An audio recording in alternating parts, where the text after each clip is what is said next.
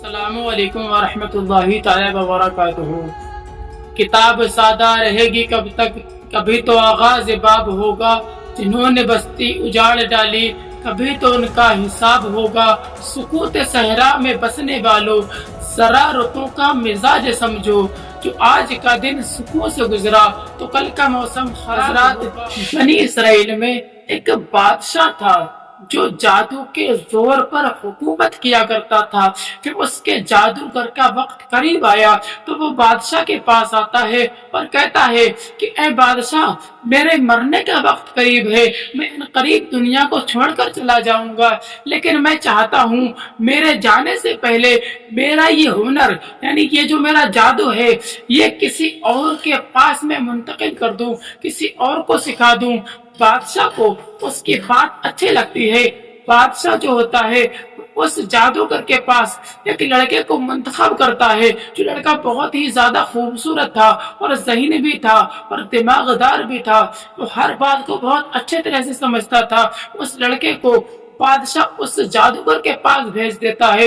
اب وہ لڑکا جادوگر کے پاس جادو سیکھنے کے لیے جانے لگتا ہے، لیکن جس راستے سے وہ لڑکا جاتا ہے اور جس راستے سے آتا ہے، اس راستے پر ایک راہب لوگوں کو راہ حق کی طرف بلاتا ہوا دکھتا ہے۔ جب وہ لڑکا اس کے پاس سے گزرتا ہے تو اس کو راہب کی باتیں اچھی لگتی ہیں اور وہ اس راہب کی باتوں کو سن لیتا ہے، اور پھر بعد میں اس راہب کی باتوں کو یاد کر کے بہت زیادہ خوش ہوتا ہے، اور پھر وہ کچھ سمے کے بعد اس راہب کے پاس بیٹھنے لگتا ہے، اور پھر راہب کی باتیں جب زیادہ اچھی لگتی ہیں تو راہب کے پاس بیٹھنے کا وقت اور بڑھا دیتا ہے، جس کا نتیجہ یہ نکلتا ہے کہ وہ بادشاہ اور جادوگر کے پاس تھوڑا لیٹ سے پہنچتا ہے تو وہ دونوں اس پر ظلم کیا کرتے ہیں۔ اب یہ بات وہ اس راہب کو بتاتا ہے اور اپنا پورا واقعہ بتاتا ہے۔ تو راہب کہتا ہے کہ جب تو بادشاہ کے پاس لیٹ جائے، یعنی جب تو بادشاہ کے پاس دیر سے پہنچا کرے تو بادشاہ سے کہا کر کہ مجھے جادوگر نے روکا تھا، اور جادوگر کے پاس اگر جادوگر پوچھے تو کہہ دینا کہ مجھے بادشاہ نے روک لیا تھا۔ اب لڑکے کا کام آسان ہو جاتا ہے اور وہ تھوڑا اور وقت اس راہب کے پاس گزارنے لگتا ہے۔ ایک مرتبہ وہ اپنے گھر سے نکلتا ہے تو کیا دیکھتا ہے، بہت بڑا اژدہا اس کے راستے میں لوگوں کو روکے ہوئے کھڑا ہے، وہ جام لگائے ہوئے کھڑا ہے، کوئی شخص بھی راستہ پار نہیں کر رہا ہے۔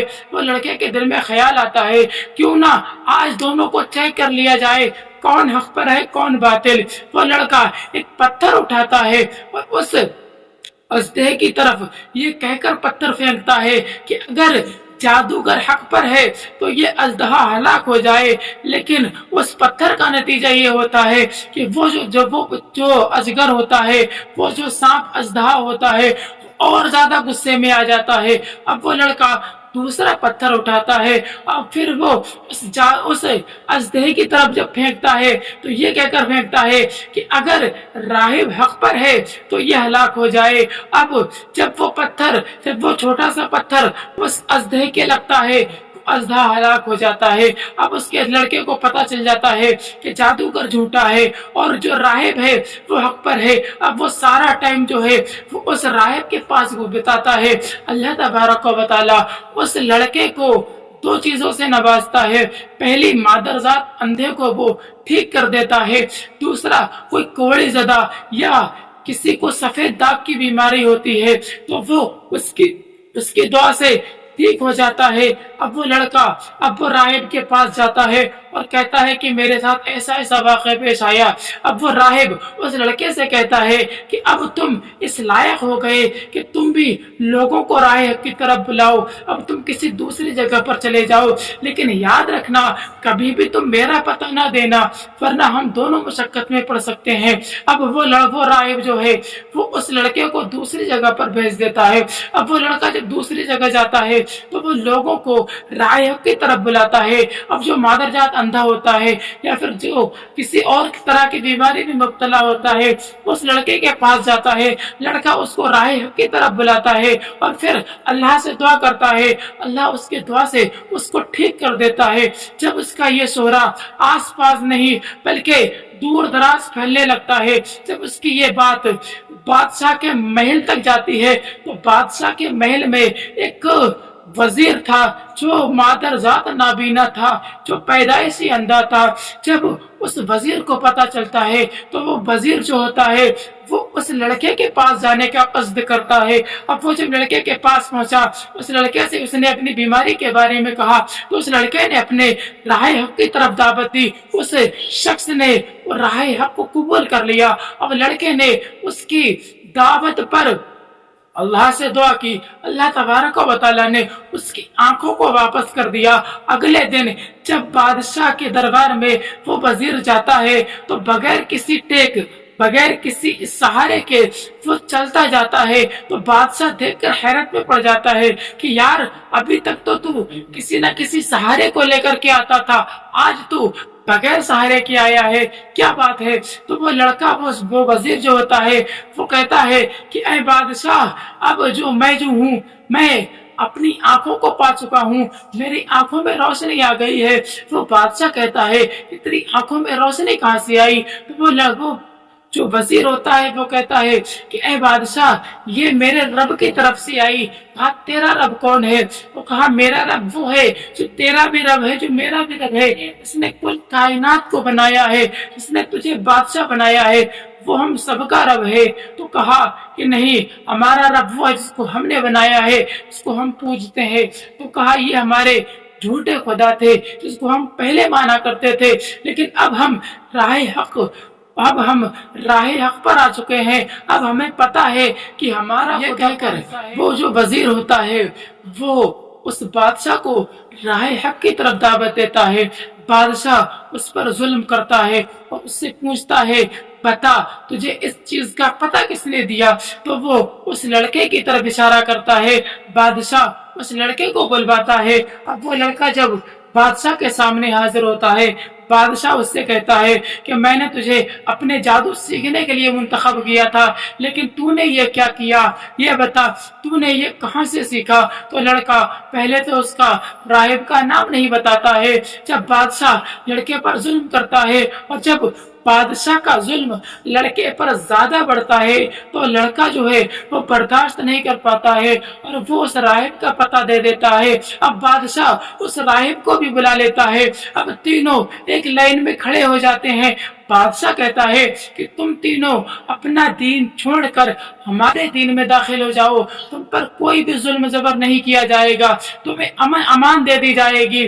لیکن وہ تینوں ایک زبان ہو کر کے کہتے ہیں کہ اے بادشاہ ہمیں مرنا منظور ہے، ہمیں موت قبول ہے، لیکن اپنا دین نہیں چھوڑ سکتے۔ اب بادشاہ سب سے پہلے وزیر کو قتل کرواتا ہے، اس کے بعد بادشاہ جو ہے وہ راہب کو قتل کرواتا ہے۔ اس کے بعد جب باری آتی ہے لڑکے کی تو بادشاہ کہتا ہے کہ میں نے تجھے اپنی سلطنت کے لیے رکھا تھا، لیکن تو نے میرے ساتھ دھوکہ کیا، اس لیے میں تجھے عام موت نہیں دوں گا، میں تجھے آسان موت نہیں دوں گا، بلکہ تجھے میں ایک اذیت ناک موت سے گزاروں گا۔ بادشاہ اپنے کچھ سپاہیوں کو بلاتا ہے اور کہتا ہے کہ اس کو پہاڑ کی چوٹی پر لے جاؤ، اور جب یہ پہاڑ سے زمین کی طرف کو آئے گا تب اسے موت کا مزہ اچھے سے چکھے گا۔ اور اس کے بعد بادشاہ اپنے سپاہیوں کے ساتھ اس کو بھیج دیتا ہے۔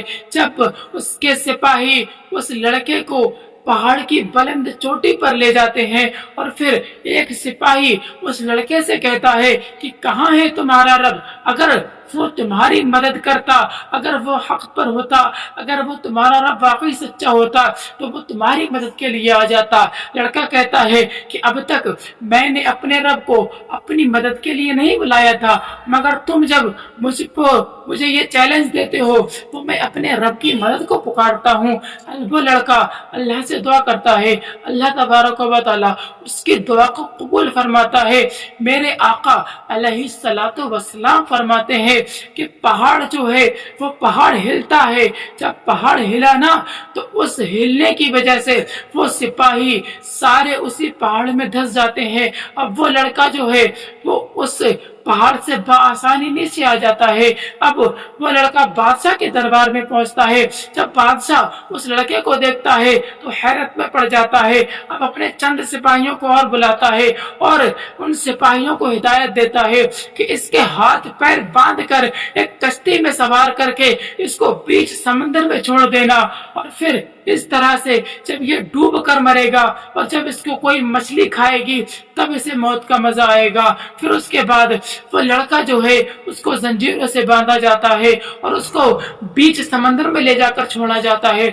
लड़का अल्लाह से दुआ करता है, अल्लाह तबारक व तआला उस लड़के की दुआ को कबूल करता है। इतने में एक लहर आती है और वो कश्ती को उल्टा कर देती है और कश्ती पर वो लड़का सवार हो जाता है। वो कश्ती अपने ऊपर उस लड़के को सवार करती है और वो लड़का जो है कश्ती के सहारे से किनारे पर पहुंच जाता है। बाकी सारे सिपाही हलाक हो जाते हैं। उसके बाद अब वो लड़का फिर जब बादशाह के दरबार में पहुंचता है तो बादशाह उस लड़के को देखकर हैरत में पड़ जाता है कि यार तू जिंदा कैसे बच गया, कैसे जिंदा बचकर आ रहा है हर बार में। तो लड़का कहता है कि अगर तू मुझे मारना चाहता है मेरे तरीके से मार सकता है, इसके अलावा तू मुझे नहीं मार सकता। तो वो बादशाह कहता है कि तेरा कहता है कि एक बहुत बड़ा मैदान हो जिसमें तेरी सारी रियाया इकट्ठी हो और उसके एक सिरे पर दो लंबे लंबे बांस हों और उस बांस पर मुझे सूली दी जाए। जब मुझे सूली दी जाए उस वक्त तुम अपने महल की बालकोनी से मेरी तरफ एक तीर छोड़ना। जब तुम तीर छोड़ोगे तो कुछ कलमात वो लड़का बादशाह को सिखाता है, ये कलमात पढ़कर तुम मेरी तरफ तीर छोड़ना। जब तुम मेरी तरफ तीर छोड़ोगे तो जिसकी वजह से मैं हलाक हो जाऊंगा। इतना कहना था। बादशाह उस लड़के की तजवीज पर अमल करता है और फिर बहुत बड़े मैदान में अपनी सारी रियाया को जमा करने का हुक्म दे देता है। सारी रियाया उस मैदान में इकट्ठी हो जाती है। अब बादशाह उस लड़के को सूली पर चढ़ाता है, अपनी बालकोनी में खड़ा होता है और फिर उसकी तरफ तीर जब छोड़ता है ये कलमात कहते हुए जो उसको लड़के ने सिखाए थे, जब वो तीर छोड़ता है तीर लड़के की कान की लो से लगता है और छूकर निकल जाता है, जिसका नतीजा ये होता है कि लड़के की रूह परवाज कर जाती है। लड़का जामे शहादत नोश कर चुका होता है।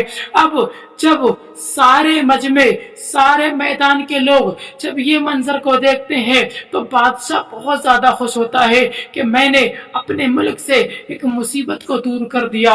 बादशाह बहुत ज्यादा खुश होता है कि अब कोई मेरी सल्तनत में अल्लाह का नाम लेने वाला नहीं है। लेकिन होना क्या था, अब पूरा मैदान एक जुबान होकर कलमा तैयबा पढ़कर मुसर्रफ ब इस्लाम हो जाता है।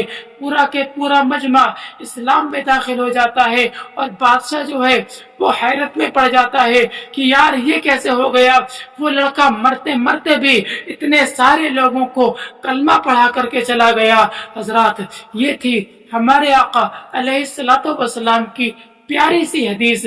अगर आप इस हदीस को पहले से किसी से सुन चुके थे तो कमेंट में बताएं, वरना इस तरह की हदीस पाक और कुरानी वाक़यात और इस्लामिक वाक़यात सुनने के लिए हमारे चैनल से जुड़ जाएं। अस्सलामु अलैकुम व रहमतुल्लाहि तआला व बरकातहू।